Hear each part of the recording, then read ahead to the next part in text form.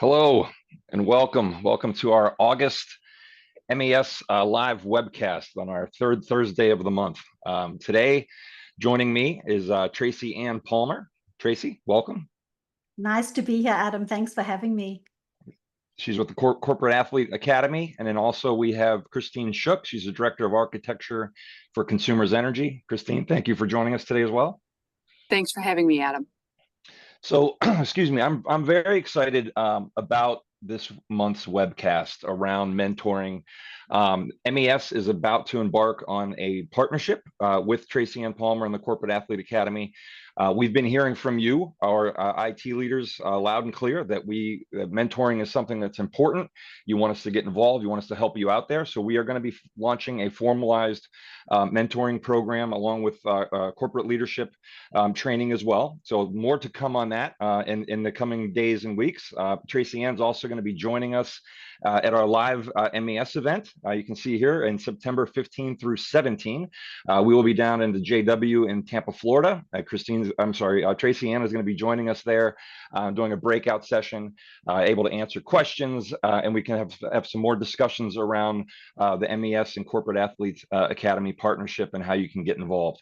But real quick, before I turn it over to Tracy-Ann, for those of you that might be new to MES, we are the end user portion of the channel company. We focus directly on IT leaders within mid-market organizations. We do 3 live events throughout the year. Our next one coming up, as I mentioned, is going to be down in Tampa in the middle of September. We've also got our what we call our always on network. So we have our MES IT Leadership Network. We have almost 900 IT leaders that are part of that. If you're an IT leader, you are qualified, and we'll bring you into that network. If you're a solution provider, a vendor, you want to be a part of that network from a sponsorship standpoint, please reach out to me, adenison@thechannelcompany.com, and we can get you involved there. And then very excited, in February, we launched our MES Computing website. That's our news and analysis website. So for all of you IT leaders that want to have a voice out there, please reach out to us. Samara Lynn is our editor-in-chief of that site. She would love to talk to you and be able to tell your story. So real quick here again, if you have any questions, we want to take questions throughout this interactive webcast. Jot something down in the Q&A or in the chat. I'll go ahead and jump in, ask the questions of Tracy-Ann and of Christine, and we'll make sure that you get all your questions answered. And if you can hold on till the very end, we have a survey. We want to know what you thought of this month's content, and then what you might want to see in the future. So without further ado, I would like to go ahead and turn it over to Tracy-Ann Palmer to walk us through her experiences and from a mentoring standpoint, both being a mentor and a mentee, and then we'll hear from Christine later on as well. I'm going to go ahead and put myself off camera, and I'll be back whenever we have questions or whenever Tracy-Ann concludes with her portion. Thank you so much, Tracy-Ann. Christine, take it away. Fantastic. Thanks so much, Adam. And I'm thrilled to be here with all of you to really delve into this topic that's incredibly close to my heart, mentoring. Mentoring has not only shaped my career, but has also helped me empower others to achieve their full potential. And as Adam mentioned, we have a very special guest with us today who's going to share her personal story. And I can't wait for you to hear it. So today, we're really going to look at unlocking the transformative power of mentoring together. And whether you are a seasoned professional or you're just starting your career, the guidance and the support and the insights that come from effective mentorship can really be a game changer. So today, what we're going to do is we're going to explore how does mentoring fast track your career? How do you develop leadership qualities? And when really contribute to the success of your organization. But before I go there, I want to tell a story. It was 2 a.m. in the morning when I arrived in New York in the cab, and it pulled up to the building. Now, as you can imagine, New York was still very much alive with energy as it is. It's a city that never, ever sleeps. And I had no idea how I was going to get this overweight, massive green suitcase that was actually bigger than me up the staircase, because there was no elevator, but it was all I had, and I would find a way. The only identifying mark left in terms of who I was my passport. I had left all of it behind, every single thing I knew. And I would get used to that over the next 6 years. What I perceived at the time was like this out-of-body experience, totally. It was just surreal. Over the next 6 years, I lived in New York and Chicago and San Francisco and Chicago again, San Diego, Connecticut, Kalamazoo, Detroit. I mean, this goes on. But it was my sheer resilience and determination paid off, because at the age of 29, just a short year later, I became the first female general manager of North America of a 30 offices globally. And it's this period in my career that would actually set the tone for the rest of my journey. Entrepreneurial, high-pressure environment, every second of the day mattered if you were going to make it or not. It was really that simple. And what I would learn about business and leadership and myself, was quite profound. And I really learned what it takes to be successful. There's no price tag on these fundamentals that I've carried with me still to this day. Now, leading up to this day is a valuable lesson that I want to share. How did that happen? So my transformative moment occurred when my mentor in South Africa offered me a chance to participate in a training program in Chicago. I had never been to the United States. I'd never been out of the country. And he wanted me to establish the special division in South Africa. I didn't understand the role.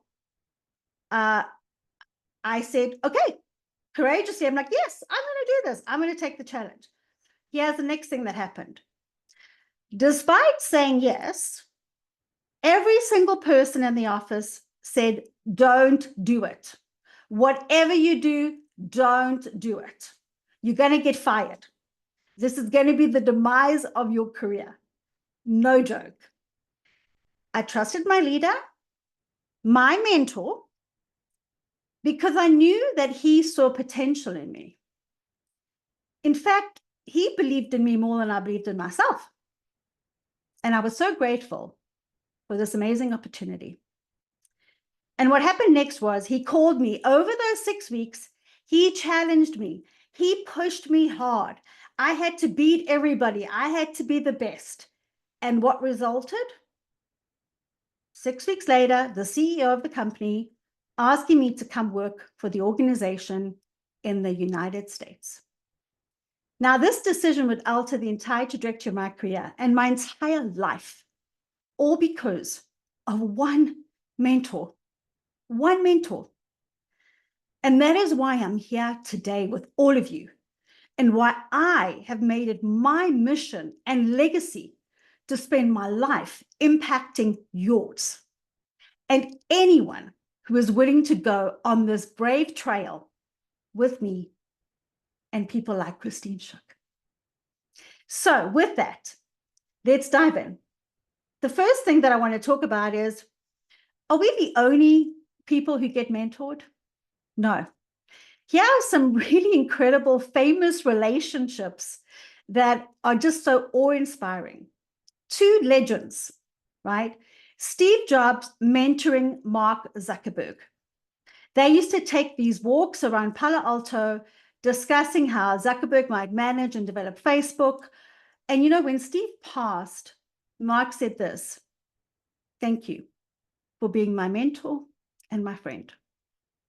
Michelle Robinson, let's see if everyone knows who that is, better known as Michelle Obama. She was actually designated as Barack's mentor at the law firm, which they were both at while he was a summer associate. And Barack actually credits Michelle today as being the support and the success behind his great achievements. A famous one, Oprah Winfrey, with Maya Angelou. She said she was there for me always, guiding me through some of the most important years of my life. And then Oprah proceeded to say that mentors are the most important and that nobody makes it in the world without some form of mentorship. The list goes on, but I love this one because it shows up in all walks of life. You know, Father Michael van der Piet mentoring Mother Teresa. This is so interesting. They actually met in Rome, waiting for a bus, and became close friends, chatting and confiding in one another. And my all-time favorite, Warren Buffett mentoring Bill Gates, two of the world's most successful businessmen. You know, Gates actually said that over the years, he has turned to him for advice on various subjects and actually refers to Warren Buffett as one of a kind. And I can tell you personally, that is a table I would love to sit at and learn. So that's just a few that I wanted to share with you. Let's get into some stats here. There are so many statistics out there that validate through the research of why mentorship. The one thing we know is mentorship and programs like this impact the bottom line of organizations. 24% higher profit when companies are invested in mentoring programs.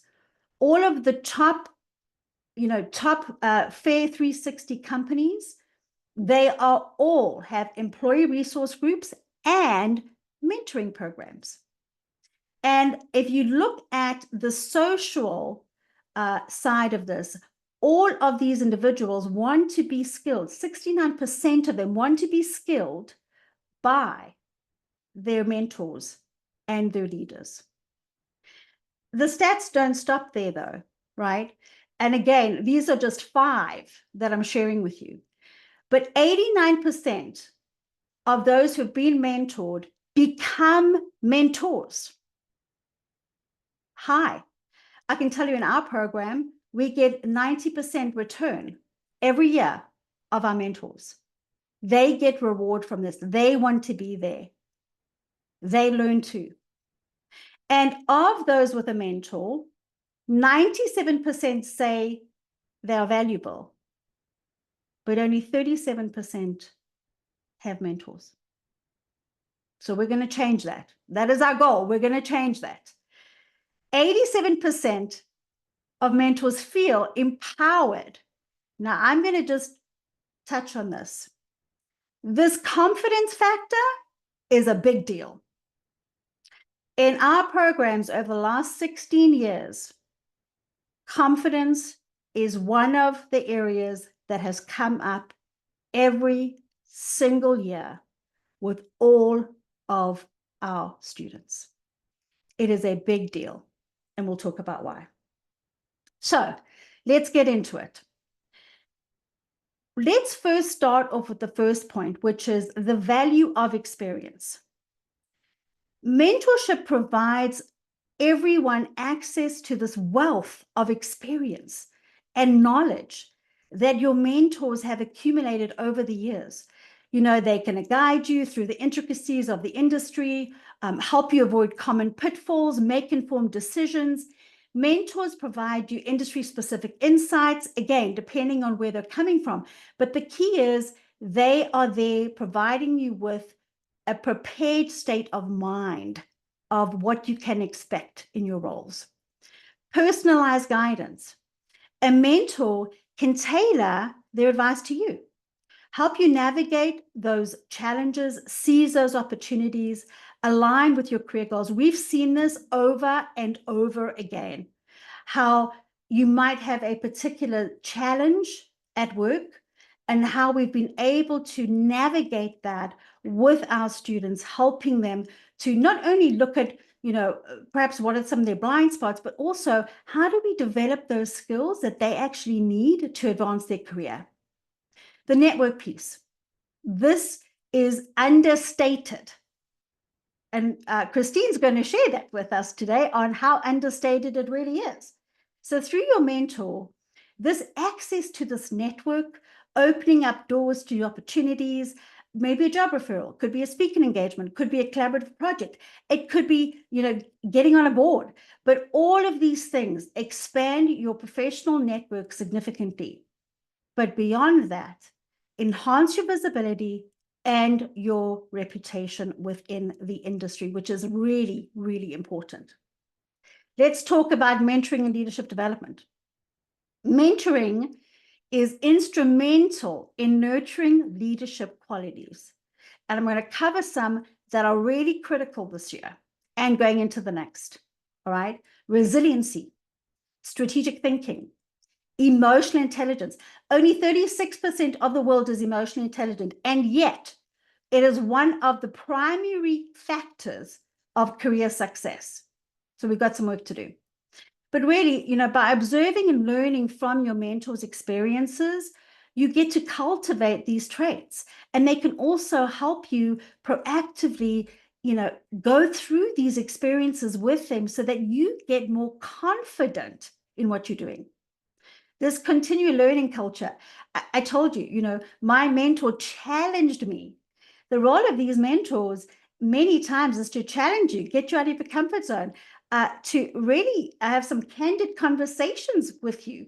Perhaps you're not doing things the way you should, and maybe that's the reason that you've hit some blockers in your career. Real world application. Until you have been through something in your career, you don't know how to do it. All right. Which is why when people look at transformation, they want to go look for people who've done transformation before, because it's so hard. But this is the role of a mentor, helping you through those practical applications and situations which better prepare you for the role that you're going to have within your organization today and also tomorrow. So let's now talk about this mindset, what I call really about confidence, resilience, and growth mindset, all three relative to what's going on in our heads, okay? The first one, confidence building. I'm going to start off by telling you a story. We had a young girl who went through our program, and she was an introvert, and she was very shy. A year later, she walked up to me at a conference, and I will never, ever forget it. This has been years ago, by the way. And she had tears in her eyes. And she said, "You cannot even understand how this program has changed my life. I didn't believe in myself. I had no confidence. And this program has changed that." We underestimate confidence. And confidence often comes from the fact that people don't feel prepared. We don't prepare people for their roles. We put them in. We say, "Oh, you did so good in that last job. Let's go and put you in the next one." But we don't prepare them. And so that is why we have imposter syndrome. That is why we have confidence issues, because we don't take the time to prepare people for what they're about to face in those roles. Let's talk about resiliency. Actually, Stacey Castro and myself have been going around the country talking about this to a lot of IT leaders. But the reality is this is the number one factor and trait that is required. You have to be resilient to navigate failures and setbacks. You have to. Everything is at such a speed, such a rate that we are not used to. And in order for us to cope as leaders, we have to understand how to bounce back. We have to understand how to navigate, how to look at our pace within our environment, and how to help our team through that as well. Let's talk about this growth mindset. We've heard about this before, but we had a mentee who joined the program, and the conversation with his mentor was, "We just have to take a step back. Unless you get rid of your fixed mindset and you change the way you look and view your job, your organization, and your world, you will not go further in your career." Our roles as mentors is to really help people understand how to look at the world in terms of opportunity, learning, and development, and not a challenge. That is fundamental in your growth. Really, really important. We're now going to talk about the power of the network and these trusted relationships. What is really interesting, we have this 90% return within our programs of our mentors. So why is that? I actually have mentors that thank us for allowing them to be part of the program. Well, here's why. You know, mentors provide that guidance. The mentees get that fresh perspective. They give them new ideas. It's a reciprocal relationship. One, they stay abreast of what is going on in the market. They understand what their teams are facing through the students that they're actually mentoring through these programs. And additionally, they get to stay on top of their game because they have to. They have to lead by example. And there's a knowledge transfer, right? We know about reverse mentoring. It works. And our mentors relearn. They relearn. Secondly, long-lasting relationships. The power of these relationships will be with you forever. One, you will not forget these individuals in your life, but more importantly, you will develop long-lasting relationships way beyond the mentoring, way beyond any program. And that's twofold: offering each other advice, encouragement, collaboration, opportunities. It is amazing what I have seen over the last 16 years and the opportunities that this has led to in people's lives. Diverse perspective. I'm a big believer when I talk about inclusion and diversity, I don't talk about it in terms of gender. It is about thought. It is about background. It is about experiences. And that is what you have here. A network of mentors and mentees coming together from diverse backgrounds, diverse industries, broadening your horizons, exposing you to new ideas and practices and different ways of thinking. That makes innovation happen and personal development. Absolutely critical. So before I wrap up, I want to just cover one more thing. And this is around organizational impact and effective mentoring programs. We know that the stats tell us how critical mentoring is. But I want to share this with you. Employees who are involved in mentoring programs have a 50% higher retention rate. 50% higher retention rate. They feel invested in. They have a clear path for career progression. Because it reduces the turnover, they feel valued, they feel appreciated, and they're more loyal. And that employee engagement, that becomes, it's not just about my job now.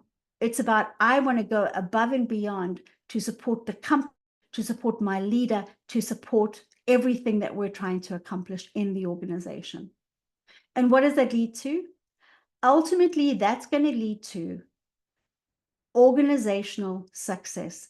That 24% number I threw out there at the beginning, that is what it's going to lead to.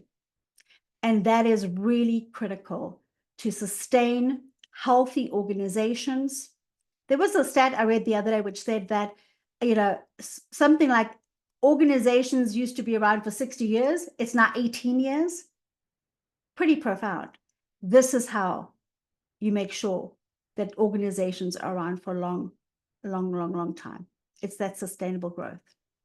So now I would like to introduce you to our very special guest. She's a rock star. I'll put it out there. Christine Shook is the Director of Architecture for Applications and Analytics at Consumers Energy.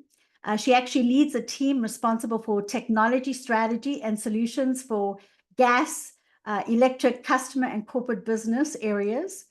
She's also responsible for leading the application rationalization program that has led the generative AI strategy. Christine has been in this position since November of 2022. And above and beyond all of that, she is alumni of the We Build Character program. So with that, Christine, I'm going to hand it over to you. Thank you so much, Tracy-Ann, and thank you again, everybody, for having me here today. I am just absolutely honored to be able to talk to you today about my experience with not just mentoring in general, but with the We Build Character program.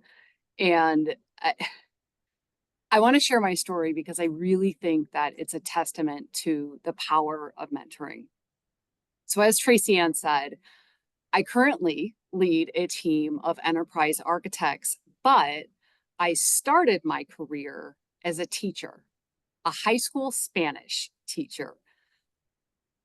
When I first graduated with my bachelor's degree, so we're going in the Wayback Machine here for a second, a bachelor's degree in Spanish and sociology, by the way.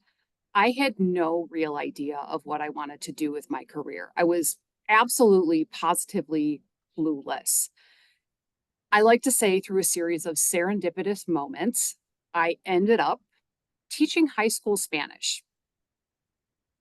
Now, I didn't have a teaching certificate. I was brand new to teaching overall. So I was figuring things out. I was kind of building the plane as I flew it. And I desperately needed a mentor, but I didn't have one. After a year, I decided to leave that role and I sort of meandered through what I would call different semi-professional contract positions until once again, I landed back in a full-time teaching role. But this time I was teaching elementary school Spanish. I still didn't have a teaching certificate. I was still trying to figure things out as I went, and I still needed a mentor, and I still didn't have one. After just a couple of months at that position, I was fired. I was absolutely humiliated when that happened. So I kind of spent the next few years meandering through minimum wage retail jobs. I was doing some part-time teaching and substitute teaching, but I really had no direction until I reached the point that I finally had had enough. So I decided to go back to school. I got a design and drafting degree, an associate's degree, and that degree was the catalyst for me starting at my current company. Now, I had plenty of mistakes along the way, and I knew that I had to do something a little bit different and check my ego at the door. So when I first started here, I started as an intern, a little bit older of an intern, but I was humbled and I was hungry.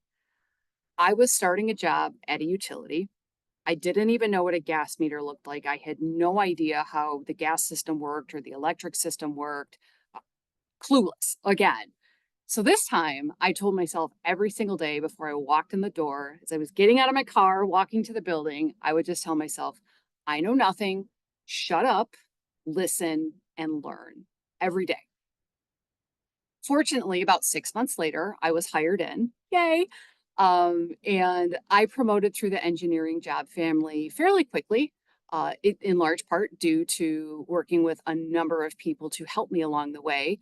And a lot of saying yes to just about every project, every training opportunity, every special assignment that came my way because I was hungry and humble and I wanted to learn.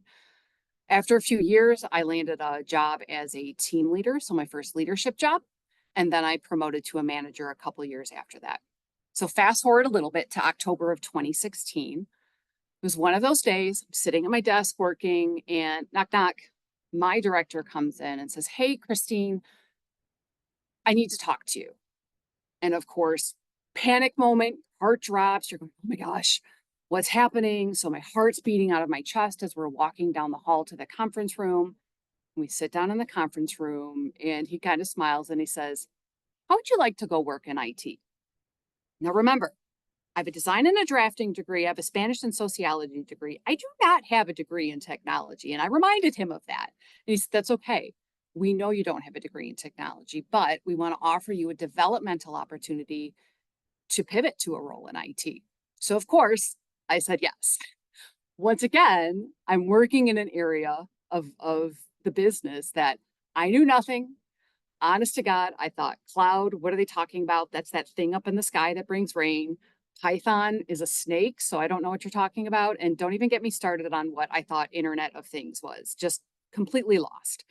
So once again, I walked myself in the door every single day saying, I know nothing, shut up, listen, and learn. But this time I added a little bit to that. I said, then you can lead. So soon after I pivoted into IT, I did finally get a formal mentor through an internal company mentoring program. Now, in my first 5 years in IT, I was back in an individual contributor role. I started as a business architect. I moved to a business case manager role, which is really more of a financial and regulatory role. And then as our organization was undertaking our product transformation, I stepped in to help lead that product transformation. In 2022, I took a chance and I decided to apply for the Director of Enterprise Architecture position. I never thought I would get this job. I was the underdog. People told me I was the underdog.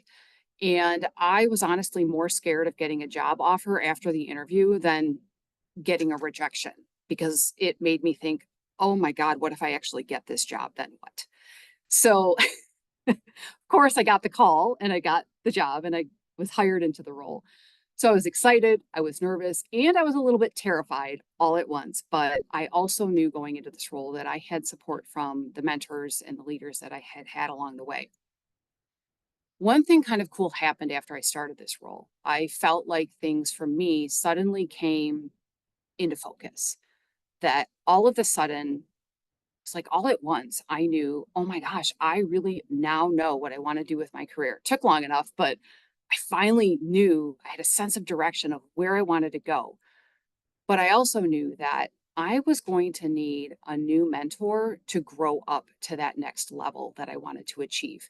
Fortunately, my vice president at the time was an alumni of the We Build Character program, and she knew that I was looking for a new level of mentoring. And so she recommended that I apply for the program. So once again, I took a chance, I applied, and as Tracy-Ann said, I graduated from the program last year as part of the 2023 cohort.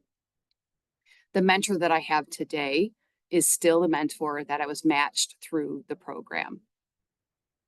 Mentoring itself is, to me, absolutely critical for our professional growth, whatever stage of your career journey that you're in. To me, I like to say mentors help us navigate through uncertainties by providing that more objective perspective, helping us with that critical thinking, and more often than not, providing us with just a little bit or a lot of wisdom. Think of it like this, and I'm totally borrowing a NASCAR analogy that I heard recently, but it's so, so true.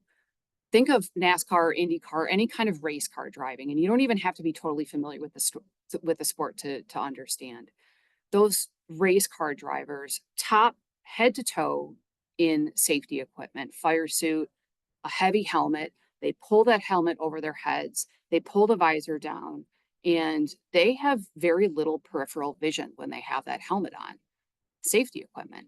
Then they get down in their race car. They're strapped in tight into the seat. They have a roll cage around them. They have a dashboard of equipment and sensors and computer screens in front of them. And then they have that slice of a windshield. But because they're strapped in tight, they can't move their head very much in that helmet or in that car because they need to stay safe. Every single race car driver has what's called a spotter in their pit crew. That spotter has a 360-degree view of the racetrack, has a 360-degree view of the car, and that spotter can warn that driver when they're heading down the track at 100, 150, 200 miles per hour that, hey, 5 seconds ahead, there's a car crash. You need to navigate around that. Or, hey, so-and-so is coming up behind you. You're going to have to change your course or change your on-track strategy in the moment to not get overtaken by that. Mentors are those spotters for us. They help us with that 360-degree view. They give us that real-time feedback. Now, early in my career, when I was a teacher, I desperately needed a mentor because I was a completely unprepared teacher. It was happenstance that I ended up teaching. On top of that, I was very young. I was very inexperienced, touch of ego problem in there too. And I definitely needed the wisdom. Now, although I was fired from that teaching position for standing up for something that I believed in and still do, I also recognize that I let my ego get in the way, and I really failed to apply an objective perspective, much less the perspective of the other side of things, right? Today, I now have a very different perspective as a leader looking back on that situation. And I really believe in my heart that had I had a mentor back then, the outcome may not have changed from being fired, but it very well could have made that difference between being humiliated and wandering around for 3 years in useless roles and being humbled and figuring out how to get back up and start again. Much of my early mentoring experiences were a bit more informal. Again, in my early positions in the engineering job family, I would heavily lean on my more experienced senior level colleagues. They would, one, help me navigate corporate politics because that was all new to me.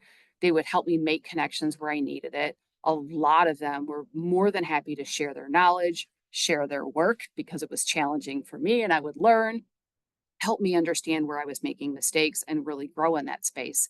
But then later, when I moved into leadership positions, again, brand new leader, never having led a team other than way back in high school at McDonald's, and that doesn't count. I needed those leaders that had more experience, that knew what it was like to lead teams, that they could help me walk through and rehearse those tough employee conversations that you have to have. They were challenging my thinking on what it really meant to lead, and they were helping me think differently about some of the decisions that I had to make. And again, while extraordinarily valuable, informal mentoring isn't the same as a formal mentoring relationship or program.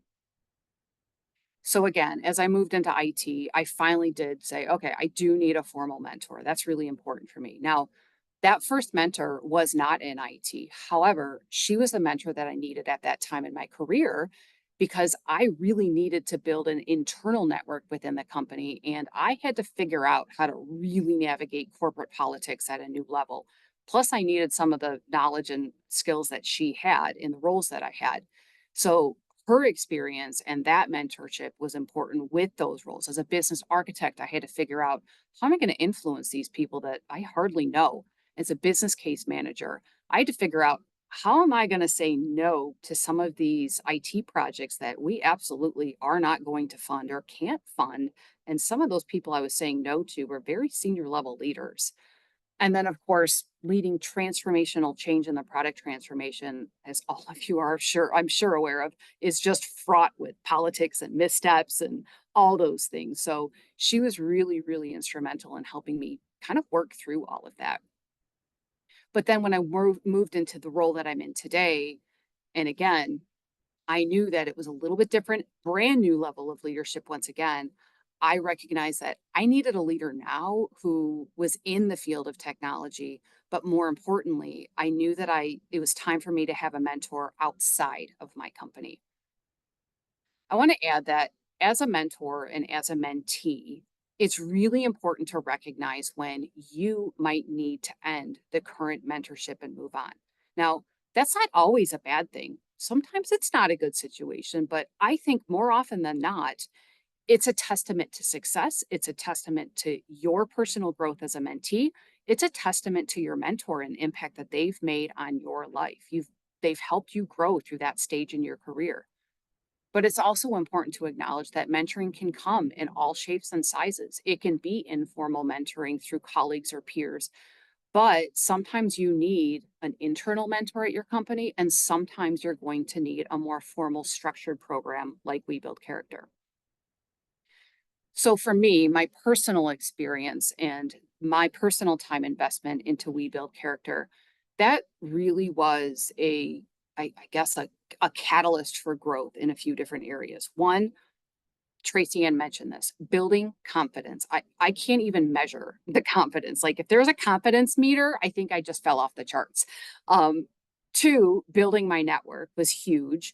And three, it was that catalyst for career growth for me. On top of it, it's a very unique approach. It was just different from what I had experienced because it's a program curriculum that's helping you develop all this knowledge and skills as a leader on top of the mentoring or in addition to the mentoring. And so I think it was that combination for me that really worked that had an enormous impact on me feeling like I've really leveled up as a leader and leveled up in my career. And it helped me be more prepared for the role that I'm in today. It's helping me prepare for roles that I will have in the future. And now I have a network that I can bounce things off of in real time, which I do all the time. Now, one of the things that it helped me with the most, when I started in the role that I have today, I had a severe crippling case at times of imposter syndrome. And I know that is not uncommon for many, many of us as we move up in our careers into new roles. I was a leader at a brand new level, now at the director level.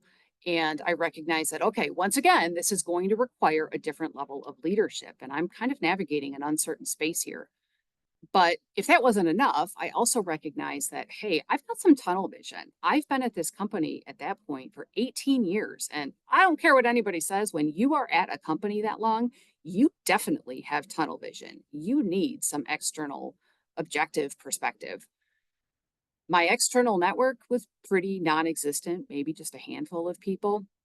So once again, if I was going to get serious about my career growth, I recognized that I really needed to get serious about mentoring. My mentor is amazing. I'm not going to tell her, I'm not going to share her name because I don't want anybody to steal her. No, I'm just kidding. But she's amazing.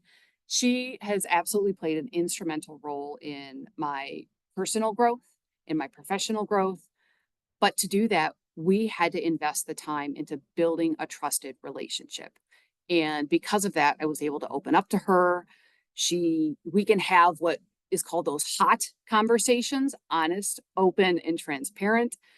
And she consistently and objectively challenges my thinking, which I need. She gives me a ton of insight and perspective and shares her experience because she is at the senior level at her company. And what I really need more often than not is she's calling me on that stuff that's going on between my two ears. She's calling me on it, and I'm going to keep it G-rated today. But because of all of that, I have just, like I said, gained so much confidence, and through that confidence, been willing to make the tough decisions and then thereby grow more resilient as a leader. What I love to say today is because of my confidence, I am able to now really lean into the more authentic version of me and the leader that I am.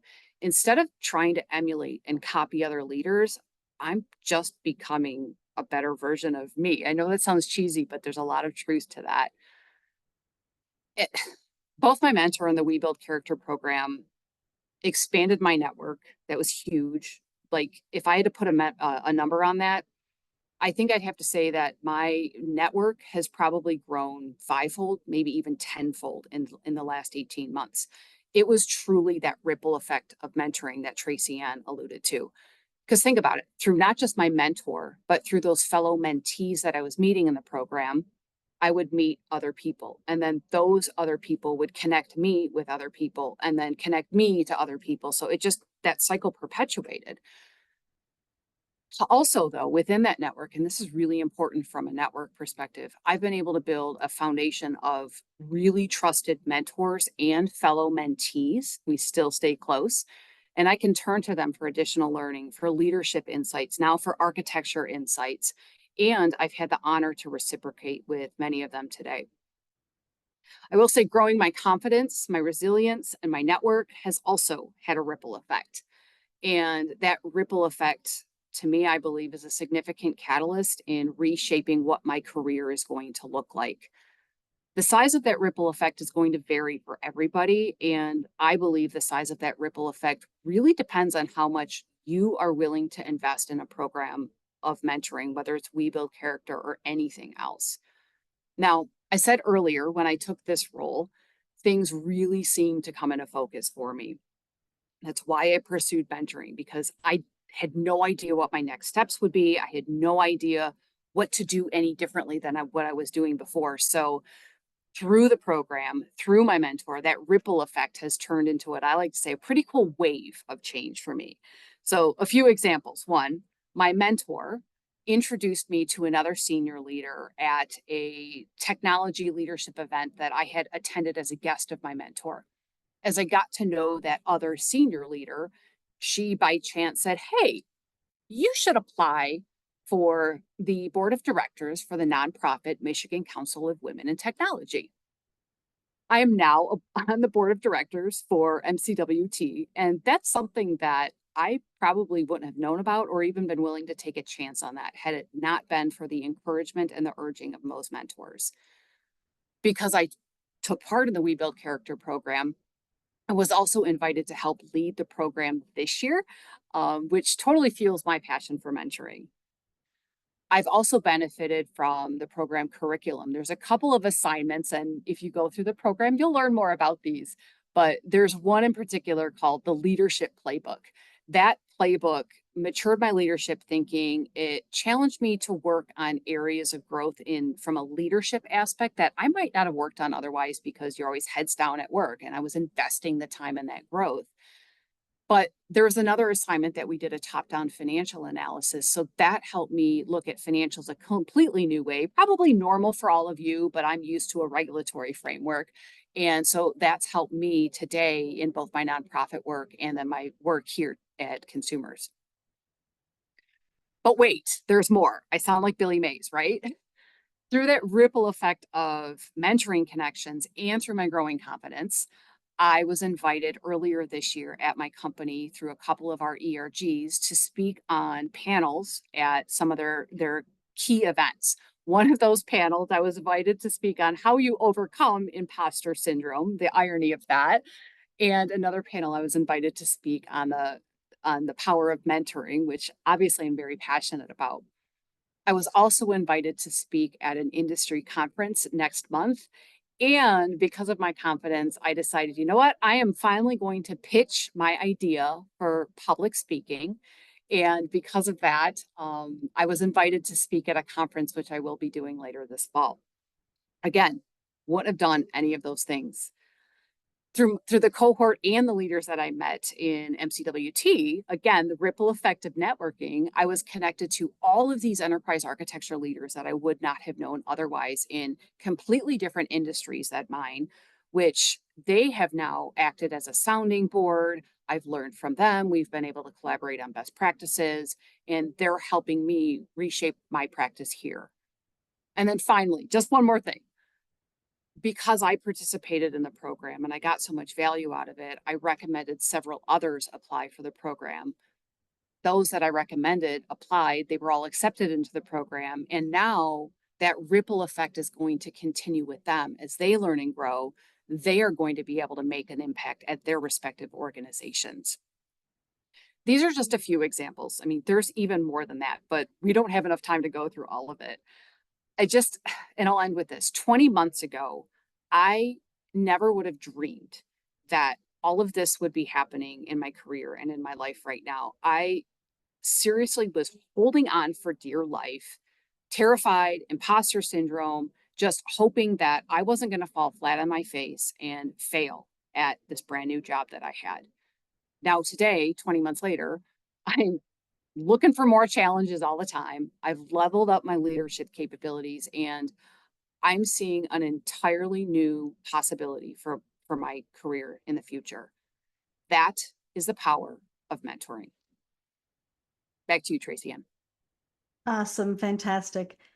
So Christine, thank you for sharing that incredible story. I've lived through it with you. So I really do understand, where we're at. And congratulations on the investment you've made in yourself and also all the work that you're now doing to give back. It's really phenomenal. So I'm going to hand it over to Adam here in just a second. But before I do that, I just really wanted to thank everybody for being with us today. Mentoring is really, really powerful. And I think that I personally can say with confidence that mentoring will absolutely impact your life. We are looking at running out, as Adam had said, rolling out the MES Leadership Mentoring Program this year. We're really excited about that. We're going to talk a lot about that and give you more sort of information in the timeframe that's going to be coming up here in the fall. Adam, I'm really excited to do that with you. And then I think just lastly, please If you have any questions, you want more information, we are here, we're in the community, and willing to spend time with anybody. Last thing, I encourage you to get a mentor. That is my last piece of advice for all of you. So with that, Adam, I'll hand it back over to you. Thank you, Tracy-Ann. Christine, thank you so much for sharing your story and your journey. I thought of the movie Days of Thunder when you were talking about the race car driver and having the spotter there, thinking about Tom Cruise out on the racetrack. So Tracy-Ann, as we mentioned, we are going to be having a formalized program that we're rolling out very soon. We'll see a lot more on that coming up here, and obviously whenever we're at the MES event down in Tampa. But Tracy-Ann, can you kind of give just a little bit, couple things. One is an overview of how do you determine the matches that you make when you take Christine and match her up with a mentor? What goes into that matchmaking, and just kind of walk us through a little bit around that, because I think that's important. Yeah, it's an excellent question. So this for us is our secret sauce. Okay, we do not rely on algorithms and things like that, because you have to get this part right. And what we do is we have detailed information that comes to us from the mentee as well as the mentor. When that information comes in, we digest that, and then we look at the correlations. What is the experience of the mentee? Where do we think they are in terms of maturity? Where are they within the organization of IT? What have they done? What are they looking to do? And then we look at the experience of the mentor. Again, maturity level. Have they done global? The mentee might need someone who's done more global work, right? So we really look at those two, and we correlate, and we make sure that that match is really, really good. The second thing we do, though, I personally do our interviews with both the mentee and the mentor, because yes, you can get that information, but I will tell you, you learn a lot more on the phone call. Okay. And can you also share with us a little bit about, there's a lot of organizations that have their own internal mentoring programs, Yes. Or they're trying to stand them up, or they have them and they don't get really good utilization. What would you say are some of those key differences on an internal program, and then one where you're hooking people up with folks outside of their network that could probably be a little bit more, open up their view a little bit more into things? Can you kind of share that? Adam, there's really two big factors. Number one, when you are being mentored inside a work environment, you are less likely to be open and honest and transparent. It's a fact. And so, for instance, we've had many situations where there may be political issues. Maybe you don't get on that well with your leader, but you want to, right? And maybe some of that is your blind spot versus them. How do you work through those things? What we find is an external mentor, because they're not in the company, they are objective, and they really are able to help those individuals go through those blockers that are stopping them from career advancement. That's number one.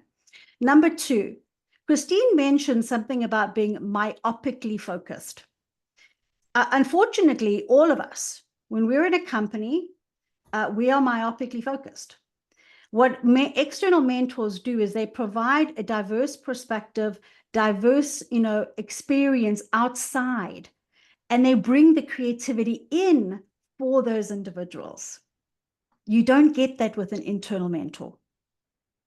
Got it. So for all of the viewers, thank you for joining us.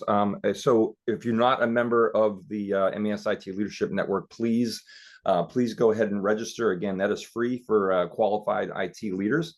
And also later on today or tomorrow morning, I'll be sending out a PDF around mentoring best practices that Tracy-Ann has generously offered up to the folks that are on this webcast.